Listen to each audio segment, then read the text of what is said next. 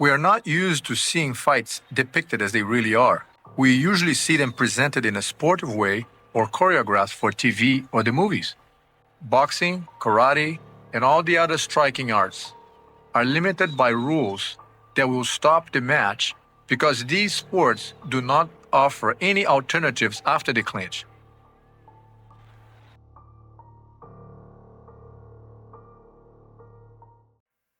The Gracie Challenge, real or rigged?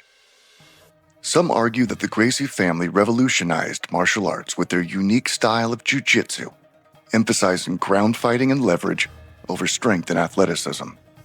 Others claim they merely repackaged the ground fighting aspects of Kodokan Judo and catch wrestling, remarketing them to a wider audience. The truth is that martial arts and combat sports have always been locked in a constantly evolving arms race, shaped by rules, venues, and the unique styles of their most popular competitors. Brazilian Jiu-Jitsu itself is a prime example. At its inception in 1925, old-school Gracie Jiu-Jitsu was developed as a complete fighting system designed for Vale Tudo or free fighting and real self-defense encounters.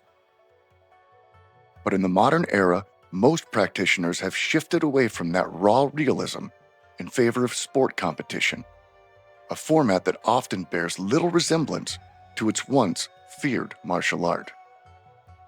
In the early days, the Gracies tested their style in challenge matches across Brazil and Japan, building an impressive record. But the spark that truly ignited Brazilian Jiu-Jitsu's global spread came in 1978, when Rorion Gracie, eldest son of Helio, left Rio de Janeiro and relocated to Los Angeles, California. Rorion, a trained lawyer with natural salesmanship, moved to Los Angeles to pursue acting. He worked as a movie extra, but seized every opportunity to introduce people to the family art, Gracie Jiu-Jitsu. He began by teaching private lessons out of his garage before securing the capital to open the first Gracie Jiu-Jitsu Academy in Torrance, California. To help him, he flew in his younger brother Royce from Brazil. Word spread quickly. A Japanese-sounding martial art taught by Brazilians with a focus on realistic fighting. Soon, Rorion had built a small but loyal base of dedicated students. But that wasn't enough. Just like his father and uncles before him in Brazil, Rorion understood the best way to spread the art was to put it to the test, publicly, in real fights. Seeing jiu-jitsu wasn't believing. To truly understand it, you had to feel it. To attract more students, Rorion began issuing open challenges. He even offered a $10,000 cash prize in martial arts magazines to anyone who could defeat a Gracie representative in a Vale Tudo style match. These encounters were filmed, narrated by Rorion himself, and sold on VHS under the title Gracie's in Action. Thus, the infamous Gracie Challenge was born, and almost without exception, it all ended the same way, with the Gracie fighter forcing a submission or dominating from a superior position.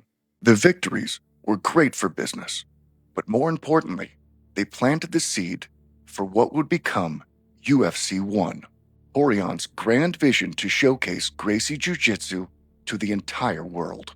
But with them came accusations that the Gracie family cherry-picked opponents, targeting strikers while avoiding grapplers, and turning down anyone who posed a real threat. One cannot watch these videos today and not notice the lack of high-level judokas or Division I college wrestlers appearing in these fights. That leaves us with the central question, and this is going to piss off a lot of my friends. Was the Gracie Challenge real, or was it rigged? Ladies and gentlemen, if you're here right now, you're watching this right now, you like long-form videos and the content that we're producing, please give us a like, share, and subscribe. It helps us with the algorithms. And let's just say you're in your car on the way to and from work. Apple, Spotify, we have tons of long-form content over there. But right here on YouTube, we're trying to make more of things like this, and we need a little bit of help. So a like, share, and subscribe absolutely does that for us. Thank you. Chapter 1. Cherry-picked opponents. One of the strongest criticisms of the Gracie challenge is that the Gracie family often chose opponents who posed minimal threat to their Brazilian jiu-jitsu style. Many surviving Gracie challenge tapes show jiu-jitsu practitioners facing pure strikers, traditional martial artists, or street fighters with little to no grappling experience. This pattern raises questions about whether the Gracies strategically selected matches to showcase their dominance. Take Jason DeLucia, for example, a skilled kung fu stylist in excellent condition. DeLucia faced Royce Gracie in a challenge match at the Gracie Academy in 1991 and again at UFC 2 in 1994, where he became the first ever alternate fighter. A friend of mine who was a student at the school, CMA, he told me about the Gracies. He said, there's these guys out there, and they will meet a money challenge in their dojo. So I looked them up, and I called, and I talked to Horian, and he told me about it. He says, we could do it any number of ways. I said, I'd like to bet. And at the time, I was running out of money, so I needed money. He says, what do you want to bet? I says, I'll bet $600. He goes, all right. So we had a few weeks before the fight, and I was training hard. And the day before we were supposed to go, he calls me up. He says, hey, I was thinking. He goes, I don't want to bet. He says, I don't want to do this for money. He says, we'll just do the fight and see what happens. So I said, all right. So I'm thinking in my head, oh, they're scared. They don't want to lose money. I don't know who these guys are from Adam. So we go, and I have the fight, and I get my ass kicked. And then after the fight, he goes, don't feel so bad. He goes, you made $600. And I looked at him and I went, yeah, why did you cancel? He goes, $500 is a bet. $1,000 is a bet. $600 is rent. And I just looked at him like, wow, yeah, good man. Despite his athleticism, DeLucia had virtually no grappling background. The outcome was predictable. Royce controlled him with ease in both fights, even breaking DeLucia's arm in the second encounter. Was DeLucia's inclusion proof that Rorion Gracie was stacking the deck by inviting fighters Royce had already defeated? Or was it simply a reflection of the early days of mixed martial arts, when few competitive fighters were willing to step in the octagon, making it nearly impossible to fill a bracket with evenly matched competitors? The pattern was unmistakable. Time and again, the Gracies faced strikers who were clueless once the fight hit the ground. The Gracie in action tapes provide a clear example, where Horion's student, Lowell Anderson, effortlessly took down and submitted his opponents. Yet when Anderson faced MMA fighter John Lewis, a skilled grappler, at UFC 22, just a few years later, he appeared completely outmatched. John Lewis, any pressure going into that, being that you're going to be cornered by former people that you trained with? I'm being totally honest earlier. Anytime that you're given a straight Gracie, or straight Brazilian Jiu-Jitsu fighter at that time, to me it was an easy fight. This contrast prompts a question.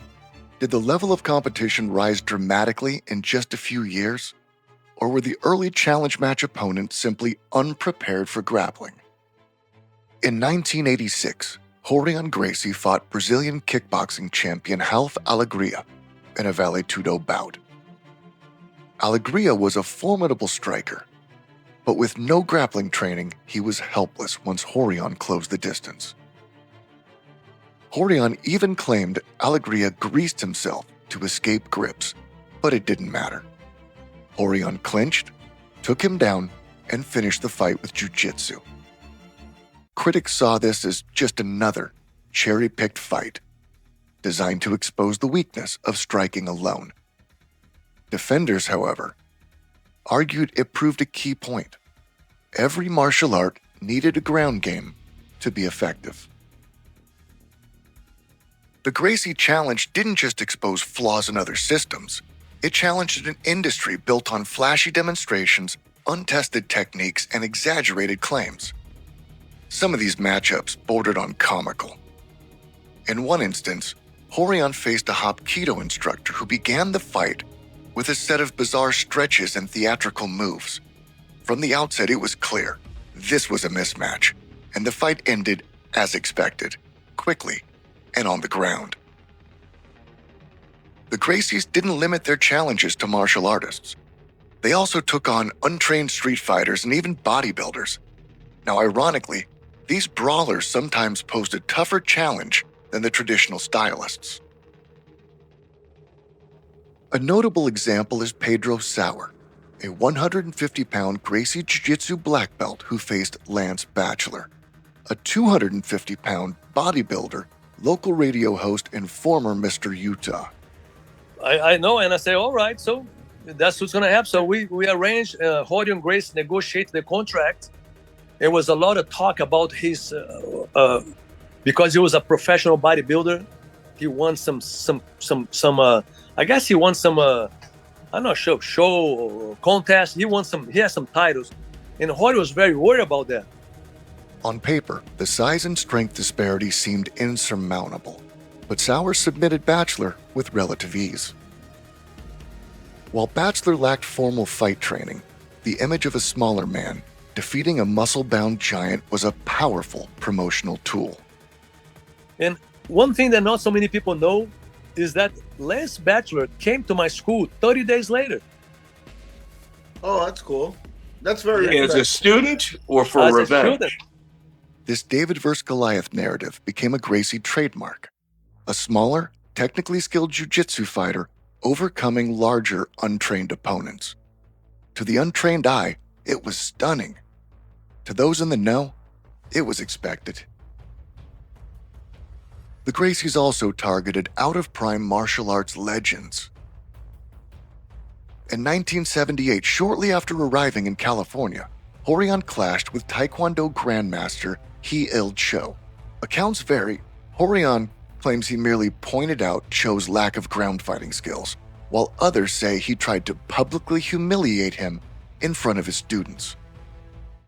So I went into the back room, the locker room, to change. A half a dozen of his students followed me. And the guy said, "What was that? Who are you? Here's a mess full of magazine covers and trophies and stuff like that hanging all over the place. You come in off the street and take the guy down like that a couple times in a row. What is this?" I said, "This is called Gracie Jiu-Jitsu." "Oh, we never heard of it." I said, "You will." Years later, Cho was invited to fight in the UFC at nearly 50 years old. He declined, but his student Philip Amaris took the challenge personally and began cross-training with fighters like Marco Huas to develop his ground game. Similarly, Horion targeted undefeated kickboxing legend Benny the Jet Urquidez, claiming to have dominated him in sparring and inviting him to fight in the UFC. And he asks me, "Do you want to spar on hardwood floor or you want to spar on the mats?" And I asked him, "Do you want to land on hardwood floor or you want to land on the mats?" He didn't like that. I get into a clinch, take him to the ground. And again, and again. Every time I take him to the ground, I end up mounted on top of him. And he kind of frustrated, said, "Let's do it again." He gets up again, and again, and again. We did 10 times. Every single time I get in the clinch, take him to the ground over and over and over. Eventually, he says to me, "Yeah, you're very good at this." I said, "Wait a minute. It's not me. It's what I know. Jiu-jitsu is very good. It's not, I'm just another guy." The match never happened, leaving fans to speculate whether Urquidez's elite striking and judo wrestling background could have tested Royce's jiu-jitsu in the octagon. Now, this pattern raises reoccurring questions. If Horion truly bested figures like Cho and Enriquez in training, then why challenge them publicly when they were way past their prime? Why not call out younger wrestlers, vale-tudo fighters, or judokas instead? UFC 4 in 1994 provides another example. The Gracies brought in Ron Van Cleef, known as the Black Dragon. At 51 years of age, he remains the oldest fighter to ever compete in the octagon. A pioneer with black belts in 9 martial arts. More black belts than Ron Van Cleef. And a history as a martial arts film star, Van Cleef was formidable. And for his age, in excellent shape. But against Royce, the outcome was inevitable. Royce took him down almost instantly and submitted him. Was Van Cleef's inclusion another case of selective matchmaking? An aging legend used to bolster the Gracie mystique? After his loss, Van Cleef briefly served as a UFC commissioner, helping shape the early rules.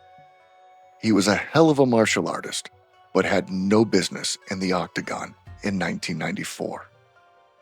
The Green Hornet. In 1995, the Gracies reportedly invited another icon, Judo Gene LeBell, the godfather of grappling. I walked across the mat. I looked eyes with Gene and walked up to him. I said, "Hey, Gene, when are you and I going to roll a little bit?" He said, well, not today, maybe some other time, this and that. I said, "Great, thank you very much. I'll see you around." And I walked out. Gene would get on with everybody. If you couldn't get along with Gene, the problems was with you. He was teaching at the police academy, as was Florian at the time, and a couple of others, I think. And they got along just great. Everyone was completely fine. And then that whole Gracie challenge sort of stuff happened. And Gene, I think he was kind of blindsided by that whole thing, because he was all about being respectful and whatever else. And Gene said to me, I quote pretty close to, he said, "If I see that guy again, I'm going to pick him by his fucking balls and body slam him." He was just so disappointed and about the whole thing, and be able to talk to someone in a professional role at the police academy, helping the police out, and then they go and do that on the side, and then challenge people who are respected and legends in the martial arts, and all for the sake of bettering their own cause and promoting jiu-jitsu. Born in 1932, LeBell was a decorated judoka and catch wrestler, who in 1963 defeated boxer Milo Savage in what many consider to be the first televised MMA fight in the United States. As a Hollywood stuntman, LeBell was rumored to have humbled Bruce Lee on a movie set, and according to legend, once choked out Steven Seagal so thoroughly, the Aikido master shit himself. But by the time of the UFC's rise, LeBell was 63 years old. Ever the competitor, he countered by offering to fight 82-year-old Helio Gracie instead of Royce. Unsurprisingly, the bout never materialized. Yeah, what were your feelings about Helio? Helio, even when I was rolling with him, he was already in his 80s. I mean, he was still pretty strong. You could feel the hand strength, He was technical, but, if you wanted to overpower him, you could overpower him, but that wasn't the point of the drilling. But he still drilled with us. At 80? 80-something, yeah. He would still roll around. I mean, he wasn't going to do takedowns and flying arm bars, but he was still... Yeah, he was still rolling with us. He'd still get down, huh? Oh, yeah, for sure. To critics, this string of callouts seemed calculated. Target older legends, flashy strikers, or oversized brawlers to prove jiu-jitsu superiority.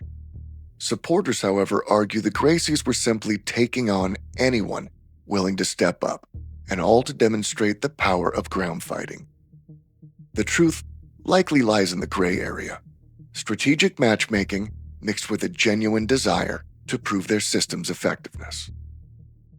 The next controversy traces back to the streets of Rio, where the rivalry between Gracie Jiu-Jitsu and Luta Livre fueled heated clashes throughout the 1980s and 90s. At the time that Hugo Duarte and Hickson fought on the beach, did you go knowing there was going to be a fight, or were you at the beach? Yeah, we knew. We went to, me and Fabio Gugel, we went to train at, wasn't Gracie Barra at that time. They wasn't calling Gracie Barra. It was a Gracie Academy at Barra da Tijuca. So we went to train there on Friday. I think it was Master Crowley Gracie told us, hey, tomorrow Hickson's gonna fight Hugo Duarte. So if you guys can come to help, to have people, like we can have a good amount of people from Jiu-Jitsu, because the guys from Luta Livre, they have a lot of people with them. So if you guys can come to help, so this way you can make sure that the fight can happen, just both of them fight, nobody else get involved. So we said, yeah, of course you can help.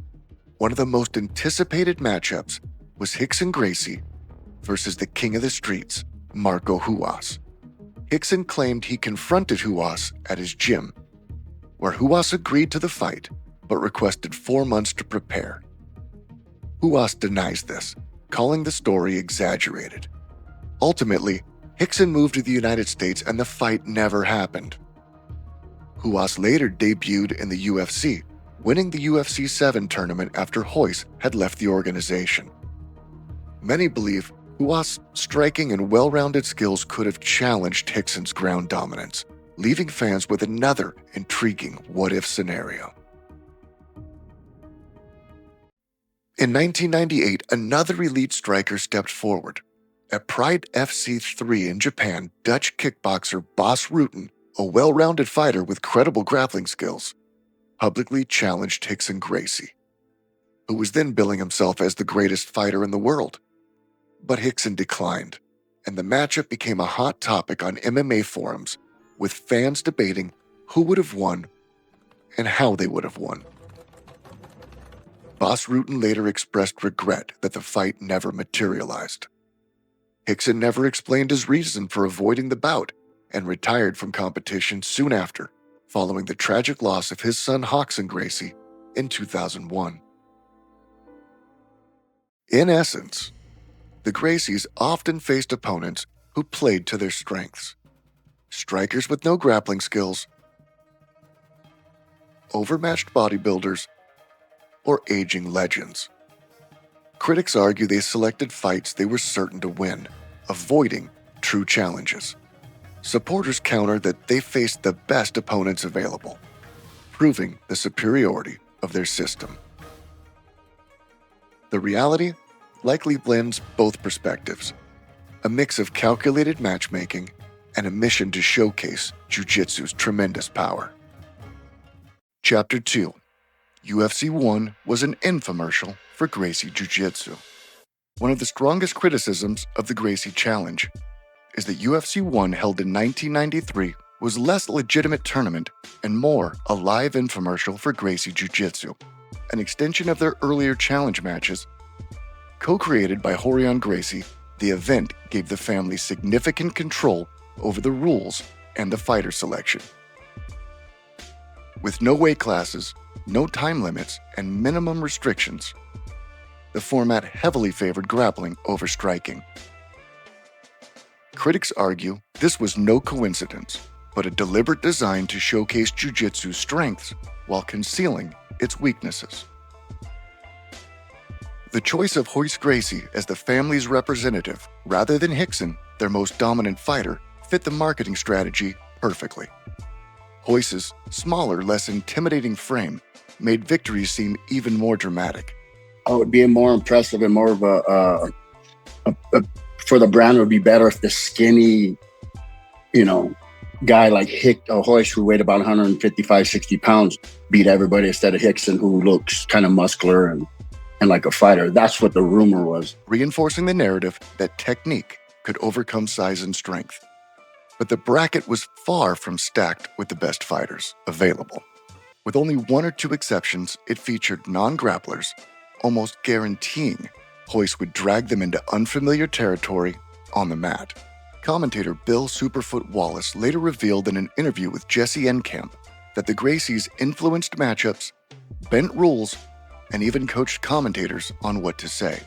On the surface, the fighters looked formidable, each accomplished in their own style, but none had Royce's lifetime of no-rules experience, gained throughout countless challenge matches.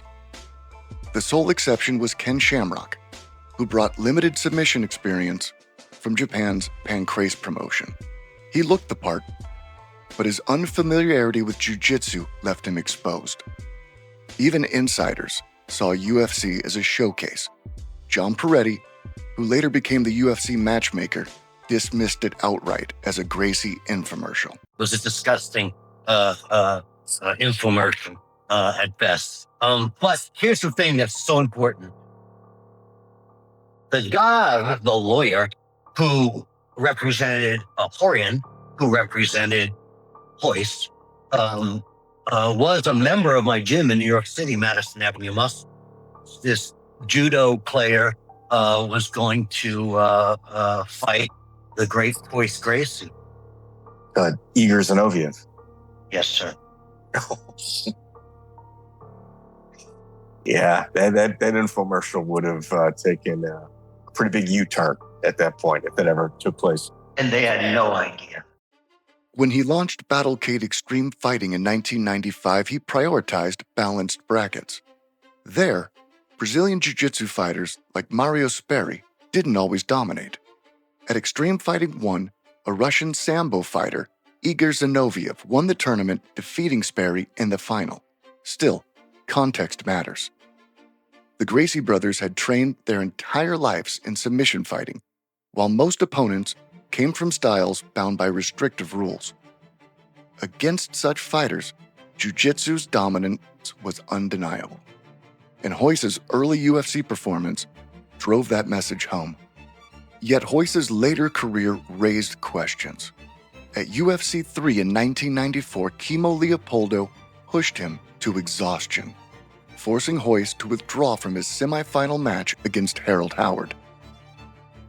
Rumors suggest that Kimo's manager Joe Son even secured lessons from Rickson student Randy Ziegler to prepare for the fight. Royce bounced back at UFC 4, grinding out wins against Keith Hackney and Dan the Beast Severn. But by UFC 5, the gap was closing. Ken Shamrock, who Royce had submitted easily in UFC 1, battled him to a grueling 36-minute draw. Soon after, Royce left the UFC and would not return for over a decade. Chapter 3: Exaggerated Claims. The Gracie story is full of bold claims, some grounded in fact, others shaped by legend, and many lay somewhere in between. This chapter looks at 3 of the most debated examples. Number 1, Helio's moral victory. Number 2, Rickson's 400-0 record. And number 3, the 90% of all fights go to the ground statistic. The question is this: which are rooted in truth? Which are flattering exaggerations? And why do the myths sometimes matter just as much as the facts? One of the earliest and most enduring stories comes from Helio Gracie's 1951 fight with Japanese master Masahiko Kimura in Brazil. The match was held under Gracie rules, meaning victory could only come from submission or loss of consciousness. Throws and pins didn't count. Kimura, significantly heavier and one of the best judoka in the world, dominated from the start, eventually locking in a reverse udegurami, or arm entanglement, now famously known as the Kimura. Helio refused to tap, and his corner threw in the towel after his arm broke. Despite the clear defeat, the Gracies later framed it as a moral victory. Helio's refusal to quit became part of the family's mythology, proof of his courage and resilience even in a loss. The historical record, however, leaves little ambiguity. Kimura won decisively. The moral victory was less about the scorecard and more about cultivating an image of an indomitable spirit, something that would become central to the Gracie brand. Decades later, Rickson Gracie carried both the family's skill set and myth-making forward. Often described as undefeated, Rickson has claimed a record of over 400 wins and no losses, despite only having 9 officially documented professional bouts. But he touts the 450-0 record. I have never seen records of that. I'd be very suspicious of them being real. I don't think anyone was keeping track of that. I think it's just I don't believe that's real. I think is it maybe practice? Is it maybe a practice record, or is that? I got a record of 1,000 then. Like I went years in the gym without getting tapped. I don't think that means, honestly, training is training. It's the fans. Honestly, we can only blame Rickson for not denying it. But most of these claims are coming from people that I just need someone to look up to. A lot of people need to have a father figure, man. Someone out there's got to be perfect. My dad's not perfect. My friends aren't perfect. No one else is perfect. Someone out there's got to be this figure that's heroic so I can look up to them. While he may have had numerous unsanctioned or off-the-books fights, there is no credible evidence for hundreds. One such closed-door encounter that did happen was his fight against Japanese professional wrestler Yoji Anjo, who showed up unannounced at Hickson's gym in Los Angeles, demanding a match. Hickson accepted, dominating Anjo with strikes and submissions, and the aftermath became legendary, though no press or official records exist. Even Helio admitted that Hickson's record was likely exaggerated, suggesting his son was counting sparring matches. Hickson, for example, fought twice in Brazil, and the rest of his fights were in Japan. I don't know if there were 3, 4, or 5. The rest that everybody likes to count that adds to 400 or 500 are tournament matches, amateur fights, little kids' plays, and I don't count those as fights. Indeed, Hickson was known to challenge entire rooms full of students during seminars, defeating them one after another. Impressive, but not official fights. Another often told story involves Olympic wrestler Mark Schultz, who trained with Hickson in what was more of a sparring session than a formal match. He goes, "Are you the guy?" I go, "Yeah, I'm the guy. Are you the guy?" He goes, "Yeah, I'm the guy." And he goes, "What I do is I elbow, I knee, I headbutt, I punch, I kick, but today we're just going to submission grappling until one of us taps out." And I was like, thank God there's not going to be a homicide. Schultz reportedly held Hickson in a cradle for nearly 20 minutes before Hickson escaped and submitted him. He stands in the middle of the room, just standing straight up, and he just goes like this. And I was like, okay, here we go. And so I attack him, I take him down, I got him in a cradle for about 20 minutes. And were you talking to him? Were you talking to him while he's in the cradle? Were you talking smack? No, I never talked to anybody I wrestled. 20 minutes in the cradle, no conversation. He throws his legs over, he goes for a triangle, and he gets me in a triangle, and I tap out. Accounts differ on the details, but again, it wasn't a sanctioned contest. Only another piece of legend. Hickson's one confirmed loss came in 1993 at a Sambo event in Oklahoma, where world champion Ron Tripp threw him in a Uchimata. Under Sambo rules, it was an instant win. Hickson later argued that such rules didn't allow his jiu-jitsu to properly unfold. He even went so far as to challenge Mr. Tripp to an MMA fight, but the defeat remains on his record. 8 years later, 9 years later, people asked me about it. I said, yeah, I threw some guy. And they showed me a picture. And I said, yeah, that was him. And they went, oh, yeah, well, he'd never been beaten before. And I went, yeah, okay, whatever. And him and his Olympic trophy, right? And I said, I don't know what to tell you about that. So then the thing took, I think it was 2002, where a couple of people called me from some of these different companies, want me to fight them again. And I said, all right. And they started talking about money and all these things. And I said, well, here's the thing. I'll do that. And I said, but here's what the dollar amount is. And they were all good with it. And they came back and said, well, they want something else and this and that. And I said, well, no. I said, listen, he needs to beat me. I said, I won the match. I didn't think it's not a big deal to me. I certainly lost matches. And I said, but it is what it is. And I said, it's going to be equal pay for the match or I'm not interested. I don't need it, And then the thing came up about my weight because from judo, I was walking around at about 240 and they asked if I could I have to make 205. And I said, yeah, I'll make it in 2 weeks. And I literally had a verified weight and I was 204 and a half in 2 weeks. And I don't think they were happy about that. I think, well, I could tell they might have been happy I couldn't make the weight. So they could say, oh, he can't make the weight. It's not going to happen. In another famous Gracie's in Action clip, Hickson faces an unnamed 6-time judo champion from Russia with boxing experience. He quickly takes the fight to the ground and finishes with a rear naked choke, but the opponent's identity is never confirmed. The footage looks more like a demonstration than a competitive match, and the ease of victory cast doubt on whether that man was truly an elite judoka. Even footage of the Gracies sparring with judo black belts in California tells a more balanced story. Judo practitioners often held the advantage on the feet, while Rickson dominated once the fight hit the mat. The footage supports his technical excellence, but it also highlights that even Gracie's had limitations depending on the rule set. Perhaps the most enduring marketing line in martial arts history is the claim that 90% of fights go to the ground. The phrase became central to the Gracie's message. If nearly all fights go there, then learning jiu-jitsu is not optional. It's essential. However, when journalists and researchers have tried to verify the statistic, no empirical evidence supports it. It's unclear what fights in the claim even refers to. Street fights? MMA bouts? Police encounters? Domestic violence? Each category behaves differently.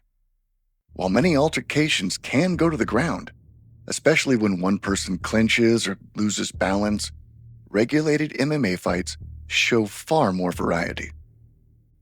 The 90% figure was less data-driven and more rhetorical, a persuasive tool that sold the value of ground fighting to a global audience. Taken together, these examples reveal a clear pattern. The Gracies achieved incredible things. Helio tested himself against legends.